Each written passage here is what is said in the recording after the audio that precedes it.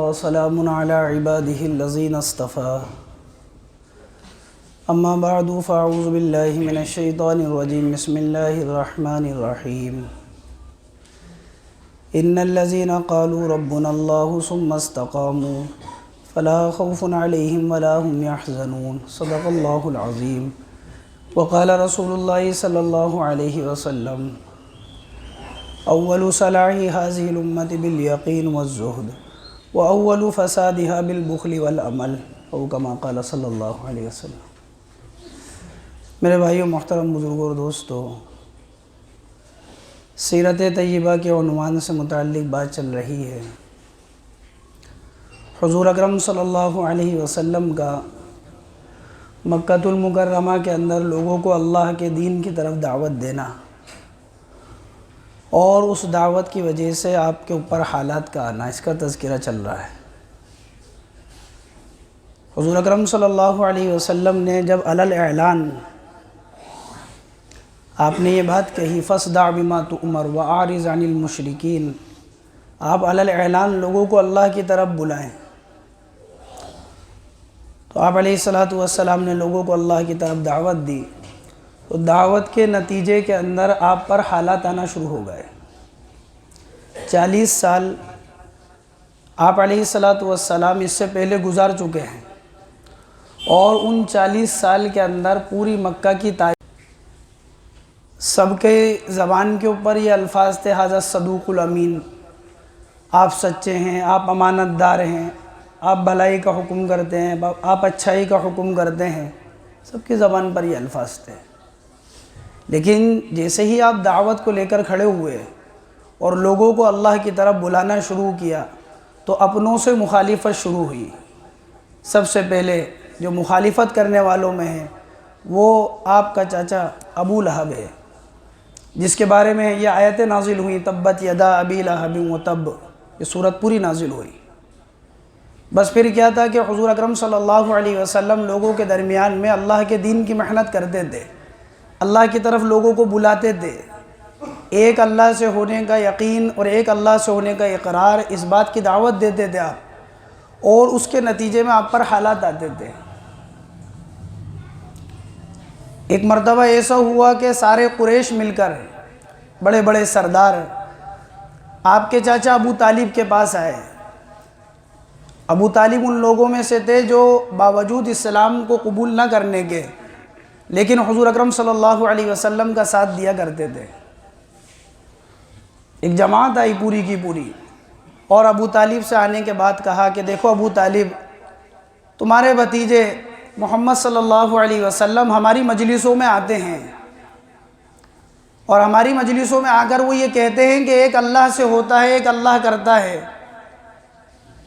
جبکہ ہم تو یہ دیکھ رہے ہیں کہ جب سے پیدا ہوئے ہیں تب سے لے کر یہ سارے ہمارے معبود ہیں، ان کو پکارتے ہیں نفع کے لیے، نقصان کے لیے، عزت کے لیے، ذلت کے لیے، شہرت کے لیے، انہی سے مانگتے ہیں، انہی کو پکارتے ہیں۔ یہ نئی بات لے کر آئے ہیں کہ ایک اللہ سے ہوتا ہے۔ اس لیے ابو طالب دیکھو، تمہارے بھتیجے کے درمیان میں اور ہمارے درمیان میں کوئی فیصلہ کر دیں، ان کو سمجھائیں بلا کر۔ ابو طالب کے بیٹے تھے حضرت عقیل رضی اللہ عنہ، حضرت علی رضی اللہ عنہ کے بھائی۔ ابو طالب نے کہا کہ عقیل، جاؤ اپنے بھائی کو دیکھ کر لاؤ، تمہارے چاچا زاد بھائی کو، یعنی حضور اکرم صلی اللہ علیہ وسلم کو۔ یہ دیکھ کر لائے۔ حضور اکرم صلی اللہ علیہ وسلم ایک جگہ ان کو ملے، دونوں راستے کے اندر ساتھ میں آ رہے تھے۔ جب حضور اکرم صلی اللہ علیہ وسلم یہاں پر پہنچے ہیں تو ابو طالب نے کہا کہ میرے بھتیجے، تم یہ بات جانتے ہو کہ میں نے کبھی تمہارا ساتھ نہیں چھوڑا ہے، تم سے منہ نہیں موڑا ہے، تمہاری ہر بات کو میں مانتا ہوں، انکار نہیں کرتا ہوں۔ یہ قریش میرے پاس آئے ہیں اور یہ کہتے ہیں کہ تم ایک اللہ سے ہونے کو کہتے ہو، اور اس کے علاوہ جتنے معبود انہوں نے بنا رکھے ان سب کا انکار کرتے ہو۔ اگر تم اسی طرح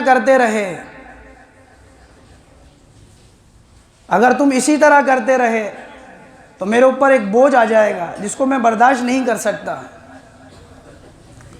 حضور اکرم صلی اللہ علیہ وسلم، بعض روایتوں میں آتا آپ نے آسمان کی طرف دیکھا اور آپ نے فرمایا کہ میرے چاچا،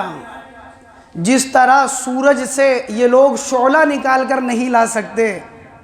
جیسے سورج میں سے آگ کا انگارہ نکالنا ناممکن ہے، اسی طرح میرا اس دعوت کی محنت کو چھوڑ دینا ناممکن ہے، اس کو چھوڑ نہیں سکتا۔ اور بعض روایتوں کے اندر آتا ہے جب ابو طالب نے کہا کہ میرے بھتیجے میرے اوپر اتنا بوجھ مت ڈالو کہ میں تمہارا بوجھ برداشت نہیں کر پاؤں، تو آپ کے دل میں یہ بات آ گئی کہ ہو سکتا ہے کہ میرے چاچا میرا ساتھ چھوڑ دیں، جو میرا ساتھ دے رہے تھے ہو سکتا ہے کہ یہ بھی میرا ساتھ چھوڑ دیں۔ اور آپ کی آنکھوں سے آنسو گر رہے تھے اور آپ کی زبان مبارک پر یہ الفاظ تھے، واللہ لو وضع الشمس فی یمینی والقمر فی یساری علی ان اترک ھذا الامر ما ترکتہ حتی اموت۔ میرے چاچا یہ لوگ ان ساری چیزوں کی بات کرتے ہیں کہ تمہارے سامنے حکومتیں پیش کر دیں، تمہارے سامنے مال کو پیش کر دیں اور دیگر دنیا کے اسباب پیش کر دیں، اللہ کی قسم وہ چاند جو ساری دنیا کو روشن کرتا ہے اور وہ سورج جو ساری دنیا کو روشن کرتا ہے، اللہ کی قسم اگر یہ ایک میرے ہاتھ میں چاند کو لا کر رکھ دیں اور ایک ہاتھ میں سورج کو لا کر رکھ دیں، میں اپنی محنت کو اور اپنے دعوت کے کام کو نہیں چھوڑ سکتا حتی اموت، یہاں تک کہ میری زندگی اور یہاں تک کہ میری موت آ جائے۔ میں اپنے کام کے اندر اتنا پختہ ہوں اور اپنے کام کے اندر میرے ایسے عزائم ہیں، حتی نموت، یہاں تک کہ میری موت آ جائے پھر بھی میں اس محنت کو نہیں چھوڑ سکتا۔ حضور اکرم صلی اللہ علیہ وسلم پر حالات دن پہ دن اور بڑھتے چلے گئے۔ ایک مرتبہ حضور اکرم صلی اللہ علیہ وسلم نماز پڑھ رہے تھے، عقبہ ابن ابی معیط جو مکہ کے سرداروں میں سے تھا، آپ کا نماز کا پڑھنا بھی برداشت نہیں ہوتا تھا کہ آپ نماز کیوں پڑھ رہے ہیں، حتیم کے سامنے آپ نماز پڑھ رہے تھے۔ اس نے اپنے کپڑے کو نکالا اور حضور اکرم صلی اللہ علیہ وسلم کی گردن میں اس کپڑے کا پھندا لگایا اور اس زور سے دبایا کہ دیکھنے والے یوں کہتے ہیں کہ حضور اکرم صلی اللہ علیہ وسلم گھٹنوں کے بل زمین پر گر گئے، اور لوگوں میں ایک شور ہو گیا کہ محمد ابن عبداللہ تو قتل ہو گئے، محمد ابن عبداللہ تو قتل ہو گئے۔ جب یہ شور ہوا تو اس نے آپ کے گردن سے اس کپڑے کو نکالا، اتنے میں حضرت ابوبکر صدیق رضی اللہ عنہ آئے اور حضرت ابوبکر صدیق رضی اللہ عنہ نے فرمایا، اتقتلون رجلا ان یقول ربی اللہ وقد جاءکم بالبینات من ربکم، تم ایک آدمی کو اس لیے مارنا چاہتے ہو اور اس لیے قتل کرنا چاہتے ہو کہ وہ کہتا ہے کہ میرا رب اللہ ہے، میرا رب اللہ ہے، حالانکہ تمہارے پاس واضح دلائل اور نشانیاں لے کر آیا ہے، پھر بھی تم اس شخص کو قتل کرنا چاہتے ہو۔ حضرت ابوبکر صدیق رضی اللہ عنہ نے حضور اکرم صلی اللہ علیہ وسلم کو بچایا۔ بعض مرتبہ ایسا ہوا کہ حضور اکرم صلی اللہ علیہ وسلم کو اتنی تکلیف دی گئی، اتنی تکلیف دی گئی، حتیٰ کہ تکلیفوں کی وجہ سے آپ بے ہوش ہو کر گر جاتے۔ یہ سب میرا عزیز دوستو اللہ کے دین کی محنت کی وجہ سے، اللہ کے دین کے لیے یہ تکالیفیں تھیں آپ علیہ السلام کے ساتھ، ورنہ 40 سال کے اندر کوئی تکالیف نہیں تھی، یہ 40 سال کے بعد شروع ہوئی ہیں یہ تکالیفیں۔ حضرت عبداللہ ابن مسعود رضی اللہ عنہ فرماتے ہیں کہ میں حتیم کے وہاں پر تھا کہ حضور نماز پڑھ رہے تھے کہ بڑے بڑے سردار بیٹھے تھے، ابو جہل بیٹھا تھا، عتبہ بیٹھا تھا، شیبہ بیٹھا تھا، عقبہ ابن ابی معیط تھا، امیہ بن خلف تھا، اور بھی دیگر لوگ موجود تھے، سب بیٹھے تھے۔ ابو جہل نے کہا کہ دیکھو آج فلاں قبیلے کے اندر ایک اونٹ کٹا ہے اور اس کی اوج وہاں پر رکھی ہوئی ہے، اوجڑی اس کی وہاں رکھی ہے، تم میں سے کون ہے جو اس کی اونٹ کی اوجڑی کو لے کر آئے؟ اور یہ محمد ابن عبداللہ نماز پڑھ رہے ہیں۔ عبداللہ ابن مسعود فرماتے ہیں کہ حضور بڑے لمبے لمبے سجدے کیا کرتے تھے، محمد ابن عبداللہ نماز پڑھ رہے ہیں، کون ہے جو اونٹ کی اوج کو لے کر آئے گا اور جو ان کی گردن کے اوپر رکھ دے گا؟ عقبہ ابن ابی معیط بدبخت انسان کھڑا ہوا، اس نے کہا کہ یہ کام میں انجام دوں گا۔ بیت اللہ کے سامنے مشورہ ہو رہا ہے اور سب سے افضل، سب سے اشرف امام الانبیاء جناب رسول اللہ صلی اللہ علیہ وسلم کے بارے میں مشورہ ہو رہا ہے کہ کون اونٹ کی اونچ کو لا کے ڈالے گا۔ عقبہ ابن ابی معیط اٹھا اور وہاں سے اس قبیلے میں گیا، وہاں سے اونٹ کی اوج کو لایا۔ اللہ کے نبی نماز پڑھ رہے تھے، آپ سجدے کے اندر تھے، یہاں تک کہ آپ کے سر مبارک پر اس اونٹ کی اوج کو لا کر ڈال دیا اور آپ سجدے کے اندر ہیں۔ اتنے میں لوگوں نے دیکھا، عبداللہ ابن مسعود فرماتے ہیں میری تو ہمت نہیں تھی کہ میں جا کر بچا لوں، وہاں تو بڑا مجمع تھا۔ ایک بچی آئی، جس بچی نے آ کر اس اونٹ کی اوج کو اٹھایا اور وہ جو لوگ جو مشورہ کر رہے تھے ان کو برا بھلا کہا، حضور اکرم صلی اللہ علیہ وسلم سجدے سے اٹھے، اپنی نماز کو مکمل کیا، اور آپ نے نماز سے فارغ ہونے کے بعد کہا، میری بیٹی تو غم زدہ مت ہو، اللہ تیرے والد کو کسی کے ہاتھ اچانک قتل نہیں کروائیں گے، تو غم زدہ مت ہو۔ یہ بیٹی حضرت فاطمہ رضی اللہ تعالی عنہ تھی۔ اور منیب ازدی رضی اللہ عنہ فرماتے ہیں، دعوت کی محنت کو لے کر، ایمان اور اعمال کی محنت کو لے کر جناب رسول اللہ صلی اللہ علیہ وسلم کو میں نے بازار کے اندر دیکھا تھا۔ آپ بازار کے اندر صبح سویرے آئے ہیں، روشن چہرے کے ساتھ، وہ چہرہ جس کی قرآن میں قسمیں کھائی جاتی ہیں، وَالضُّحَىٰ وَاللَّيْلِ إِذَا سَجَىٰ، اس روشن چہرے کے ساتھ جس کے بارے میں جابر ابن عبداللہ رضی اللہ عنہ نے فرمایا تھا، خدا کی قسم میں نے ایک رات چاند کو دیکھا تھا، اور چاند بھی 14ویں رات کا چاند تھا، اور پھر میں حضور کے چہرے کو دیکھتا تھا، اور پھر چاند کو دیکھتا تھا، اور پھر حضور کے چہرے کو دیکھتا تھا۔ خدا کی قسم میرے دل نے یہ فیصلہ کیا تھا کہ آپ کا چہرہ چاند سے زیادہ خوبصورت ہے، جس چہرے کے بارے میں اماں عائشہ رضی اللہ تعالی عنہا نے فرمایا تھا، لوامی زلیخا لو رأین جبینہ لأسرن بالقطع قلوبہن علی الید۔ ملک مصر رہنے والی عورتوں نے جنہوں نے زلیخا کو ملامت کی تھی، انہوں نے یوسف کو دیکھا تھا تو اپنے ہاتھوں کی انگلیوں کو کاٹا تھا۔ اگر محمد الرسول اللہ صلی اللہ علیہ وسلم کے چہرے کو دیکھتی تو اپنے کلیجے کو کاٹ لیتی۔ وہ چہرہ لے کر حضور اکرم صلی اللہ علیہ وسلم بازار میں جا رہے ہیں۔ منیب ازدی رضی اللہ عنہ فرماتے ہیں، میں نے دیکھا کہ آپ لوگوں کے مجمع میں کھڑے ہیں اور آپ لوگوں سے کہہ رہے ہیں، یا ایھا الناس قولوا لا الہ الا اللہ، یہ لوگوں لا الہ الا اللہ کہہ لو کامیاب ہو جاؤ گے، اور لوگ آپ کے ساتھ یہ معاملہ کرتے ہیں۔ فَمِنْهُمْ مَنْ تَفَلَ فِي وَجْهِهِ وَمِنْهُمْ مَنْ حَسَى عَلَيْهِ التُّرَابِ وَمِنْهُمْ مَنْ سَبَّهُ حَتَّى انْتَصَفَ النَّهَارِ۔ کوئی آپ کو برا بھلا کہتا ہے، کوئی آپ کا گریبان پکڑ کر گرا دیتا ہے، کوئی آپ کو گالیاں دیتا ہے، کوئی آپ کے اوپر مٹی ڈالتا ہے، یہاں تک کہ محنت صبح سے شروع کی تھی، حتیٰ انتصف النہار، یہاں تک کہ آدھا دن گزر گیا، آپ کا چہرہ مٹی کے اندر ہو رہا ہے۔ ایک بچی پانی لے کر آئی اور حضور اکرم صلی اللہ علیہ وسلم کو دیکھ کر وہ بچی رونے لگی، اس کی آنکھوں میں آنسو ہیں اور حضور کی آنکھوں میں بھی آنسو ہیں، دونوں رو رہے ہیں۔ پوچھا کہ کون ہے یہ بیٹی، یہ بچی کون ہے؟ فرمایا حضرت زینب رضی اللہ عنہا ہے، اور حضور کے چہرے سے مٹی کو صاف کر رہی تھی، مٹی ہٹا رہی تھی آپ کے چہرے سے، اور آنکھوں کے اندر آنسو تھے۔ بعض روایتوں میں آتا ہے کہ پانی لے کر آئی،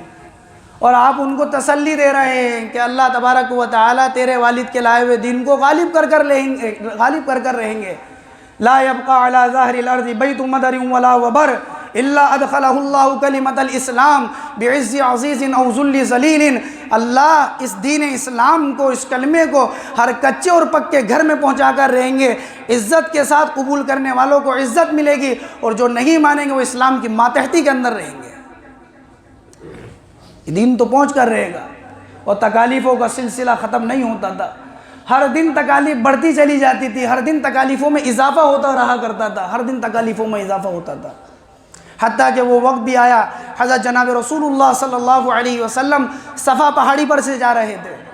کہ سامنے سے ابو جہل آیا، اور ابو جہل نے حضور اکرم صلی اللہ علیہ وسلم کو بہت برا کہا،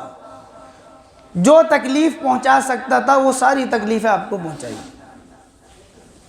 اور آپ علیہ السلام نے کوئی جواب نہیں دیا، بالکل خاموشی اختیار کری آپ علیہ السلام نے،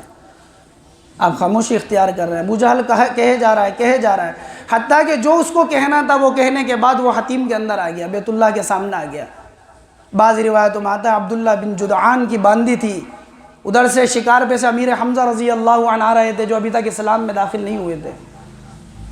اس نے حضرت حمزہ رضی اللہ عنہ کے گھوڑے کی لگام کو پکڑا، اور انہوں نے کہا کہ حمزہ کیا تیرا بھتیجا ایسا بے یار و مددگار ہے مکہ کے اندر کہ کوئی بھی ان کو کچھ بھی کہہ دیتا ہے، کوئی بھی ان کو تکلیف پہنچا دیتا ہے، جو ان کے ساتھ چاہتے ہیں وہ معاملہ کر دیتے ہیں؟ کیا حمزہ تیرے بھتیجے کا کوئی پرسان حال نہیں ہے، کوئی ان کے حالات کو معلوم کرنے والا نہیں، تیرا خون ہے، تیری رشتہ داری ہے، تیرے بھتیجے کے ساتھ آج یہ معاملہ ہوا کہ حمزہ ابو جہل نے ایسا کہا؟ اور بعض روایتوں میں آتا ہے حضرت حمزہ رضی اللہ عنہ کی بیوی نے یہ سارا معاملہ دیکھ لیا تھا، انہوں نے حضرت حمزہ سے کہا تھا کہ دیکھو تمہارے بھتیجے کے ساتھ کیا معاملہ ہو رہا ہے۔ حضرت حمزہ کو برداشت نہیں ہوا، سیدھے بیت اللہ میں گئے اور اپنی کمان کو نکالا اور ابو جہل کے سر پر مارا۔ لوگ کھڑے ہوئے، لوگوں نے کہا کہ ایسا لگتا ہے کہ آج حمزہ بھی بے دین ہو گیا، حمزہ نے بھی اپنے آباء و اجداد کے دین کو چھوڑ دیا ایسا لگتا ہے. کیا حمزہ تو بھی صابی ہو گیا، یعنی بے دین ہو گیا؟ حضرت حمزہ نے فرمایا دیکھو جو تمہیں سمجھنا ہے وہ تم سمجھ لو، میں تو محمد صلی اللہ علیہ وسلم کی حقانیت کو جان چکا ہوں، میں ان کو اللہ کا رسول مانتا ہوں، اللہ کو ایک مانتا ہوں، میں تو ان کی حقانیت کو پہچان چکا ہوں، اب تمہیں جو سمجھنا ہے وہ سمجھ لو. یہ یہاں سے گھر پر آئے، اور جب گھر پر آئے رات کو لیٹے ہیں تو شیطان نے وسوسہ ڈالا کہ حمزہ تو نے یہ کیا کیا، اپنے بھتیجے کو دین کو قبول کر لیا، بڑوں کے دین کو چھوڑ دیا، کہ تو نے کیا کیا؟ اب پوری رات کروٹیں بدل رہے ہیں. اللہم ان کان رشدن فتصدیقہ فی قلبی، اے اللہ اگر میرے بھتیجے کا دین حق ہے تو اس کا سچ ہونا اور حق ہونا میرے دل کے اندر ڈال دے. پوری رات کروٹ بدل رہے ہیں. روایتوں میں آتا ہے جب چین نہیں ملا پوری رات کروٹ بدلتے رہے تو بیت اللہ کے سامنے چلے گئے اور وہاں آہوزاری کری اور وہاں پر مانگا ہے رات کے وقت کے اندر اللہ کے سامنے، اللہ اگر میرے بھتیجے کا دین حق ہے تو میرے دل کے اندر اس کا حق ہونا ڈال دے. اللہ نے حق ہونا ڈال دیا. صبح کو حضور اکرم صلی اللہ علیہ وسلم کی مجلس کے اندر حاضر ہوتے ہیں اور یوں فرمایا اشہد انکا صادقا، میں گواہی دیتا ہوں کہ آپ سچے نبی ہیں. اشہد ان لا الہ الا اللہ و اشہد ان محمد عبدہ و رسولہ، میں گواہی دیتا ہوں اللہ کے سوا کوئی معبود نہیں اور محمد صلی اللہ علیہ وسلم اللہ کے رسول ہیں. اور پھر آپ کی شان میں قصیدہ پڑھا ہے حمدت اللہ حین ہدا فؤادی الی الاسلام والدین الحنیف لدین جاء من رب عزیز خبیر بالعباد بہم لطیف اذا تلیت علیہم رسائلنا تحدر دم ذل بالحصیف رسائل جا احمد من ہداها بآیات مبینۃ الحروف احمد مصطفیٰ فینا مطاع فلا تعشوه بالقول العنیف فلا واللہ نسلمہ لقوم فلما نغزی فیہم بالسیوف. خدا کی قسم کہ حمزہ کی جان تو چلی جائے گی لیکن محمد الرسول اللہ کو غیروں کے حوالے نہیں کریں گے. یہ دعوت کے وہ مراحل ہیں میرے عزیز دوستو جو آپ علیہ السلام کے اوپر حالات آئے، اور جس طرح حضور کے اوپر حالات آ رہے تھے اس طرح صحابہ کے اوپر بھی حالات آ رہے تھے. انشاءاللہ آئندہ ہفتے بات ہے.